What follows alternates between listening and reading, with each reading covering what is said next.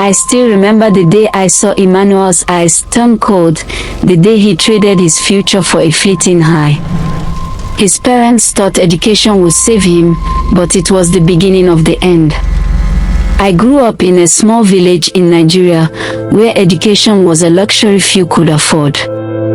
Emmanuel's parents were determined to give him a better life, so they sold their farm, their livelihood, to send him to the city for school. We were all proud of Emmanuel. He was the first from our village to attend the prestigious University of Lagos. As kids, Emmanuel and I would play soccer together, exploring the woods and sharing dreams of a brighter future. But when he left for the city, everything changed. At first, Emmanuel's letters were filled with excitement and hope. He talked about his new friends, the amazing lecturers, and the endless opportunities. But as time passed, his letters became less frequent, and when they did come, they were laced with a darkness I couldn't understand.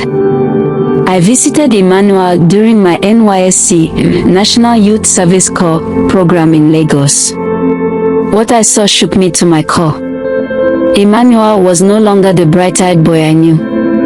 His eyes were sunken, his skin pale, and his smile gone. He introduced me to his friends, a gang of rough-looking guys who seemed to be running the show. They took us to a dingy bar, where Emmanuel drank shot after shot of cheap liquor. He boasted about his connections and the big deals they were making. I was horrified.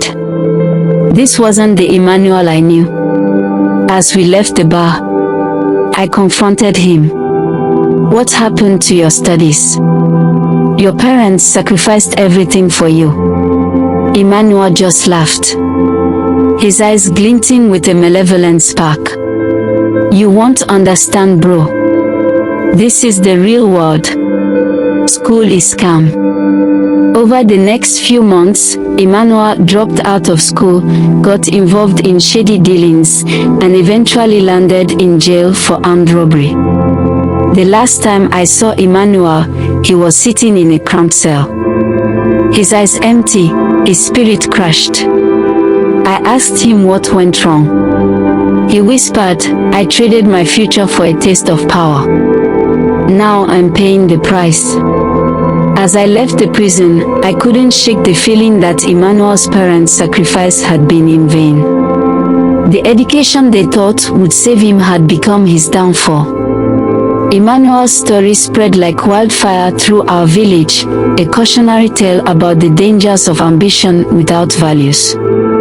His parents' farm lay abandoned, a haunting reminder of the devastating cost of their sons' choices. To this day, I wonder, what if Emmanuel had stayed true to himself? What if he'd found a better crowd? The what if still haunts me. Emmanuel's case file is still pending, and his parents' farm remains a barren reminder of shattered dreams. Thank you for watching. Please don't forget to subscribe to our YouTube channel if you are new to the channel. And special shout out to our returning subscribers.